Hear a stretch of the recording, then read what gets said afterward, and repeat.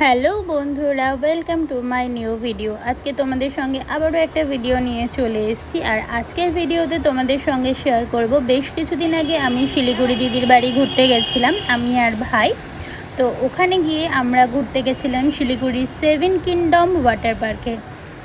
ওটা ছিল শিলিগুড়ি, মানে আমার দিদির বাড়ির অ্যাড্রেস হচ্ছে শিলিগুড়ি আশ্রম পাড়া, ওই হংকং মার্কেটের কাছে। তো ওখান থেকে জাস্ট 15 মিনিট টোটোতে গেছিলাম, 15 মিনিটের রাস্তা। তো ওখানে পৌঁছাই এবং পৌঁছানোর পরে টিকিট কাউন্টারে লাইন দিতে হয়। এবং এই চারটা হচ্ছে যে উচ্চতা অনুযায়ী টিকিটের বিলটা লাগে আর কি, মানে বাচ্চাদের একটা আলাদা অ্যামাউন্ট, বড়দের একটা আলাদা অ্যামাউন্ট। তো এই হিসেবে তো আমাদের সব মিলিয়ে আমরা 5 জন গেছিলাম ওখানে ঘুরতে। আর 5 জনের টোটাল খরচা পড়েছিল আমাদের ওই 2700 কি 2800 সামথিং খরচা পড়েছিল। খরচাটা তো বেশি। আর নর্মালি 450 করে পার হেড, বড়দের 450 করে রেট, মানে প্রাইস ছিল। তো বেশি আমাদের টাকাটা লাগার কারণ হচ্ছে আমরা যে ড্রেসগুলো ওয়াটার পার্কের জন্য নিয়ে গেছিলাম, অ্যাকচুয়ালি ওগুলো সেখানে অ্যালাউ ছিল না। ওদের ওখানে ওয়াটার পার্কে নামার জন্য যে ড্রেসগুলো ছিল সেগুলো হচ্ছে স্পোর্টসের যে মেটেরিয়ালসের কাপড়গুলো পাওয়া যায়, ওই মেটেরিয়ালের কাপড়গুলো। তো তার জন্য এখান থেকে আমরা যে ড্রেসগুলো নিয়ে গেছিলাম কোনোটাই আমরা ওখানে পরতে পারিনি।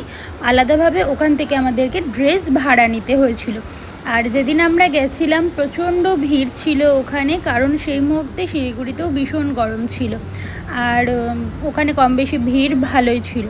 আর আমার লাইফে ফার্স্ট টাইম ওয়াটার পার্কে যাওয়া, তো ওখানে গিয়ে ভীষণ এনজয় করেছিলাম। আর ওখানে এই অনেক রকম অ্যাক্টিভিটিগুলো অনেক রকমের ছিল। বেশ এতদিন ফোনে দেখেছিলাম, ওয়াটার পার্ক যাওয়ার ইচ্ছাও ছিল। আমাদের এখানে ধারে পাশে বলতে রামপুরহাটে হয়তো রয়েছে, আমার জানা নেই, খুব একটা শুনেছি।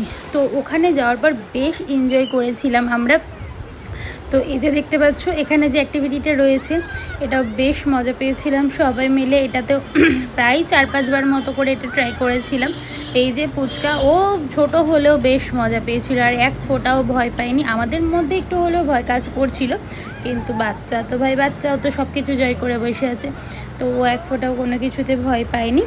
তো এই যে তারপর এটা করার পরে আমরা আরও আদার্স যেগুলো ছিল সেগুলোতে গেছিলাম। আর এই জায়গাটা ছিল বলতে পারো একটা মিনি সমুদ্র টাইপের ছিল।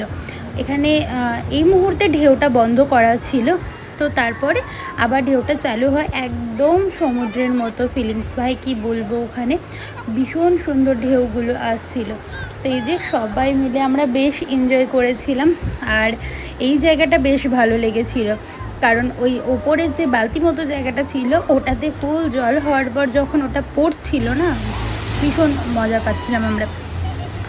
এই যে সব কটাতে মিলে আমরা ওখানে দাঁড়িয়েছিলাম, দিয়ে ওই মজাটা নিচ্ছিলাম।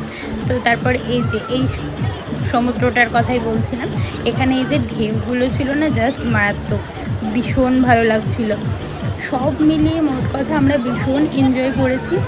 তোমাদের অনেকেই জিজ্ঞাসা করেছিলে ভিডিও দেখে যে এটা কোথায়। এটা হচ্ছে শিলিগুড়ি মহানন্দা যে ব্রিজটা রয়েছে সেখান থেকে কিছুটা গিয়ে, এই মোট কথা শিলিগুড়ি যে কোনো টোটো অটোকে জিজ্ঞাসা করলে যে 7 কিংডম ওয়াটার পার্কে যাবো বলে ওরা নিয়ে চলে যাবে।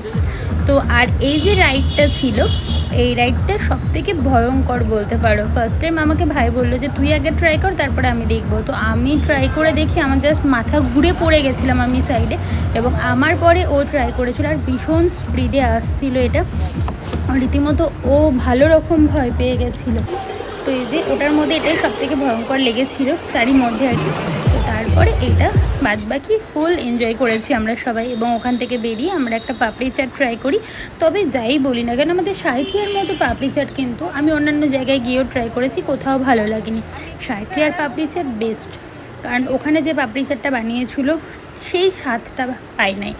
আমাদের সাঁইথিয়ার পাপড়ি চাট সত্যি ভালো বানায়। পাপড়ি চাট কেন বলছি, ফুচকাও সাঁইথিয়াতে খুবই ভালো করে।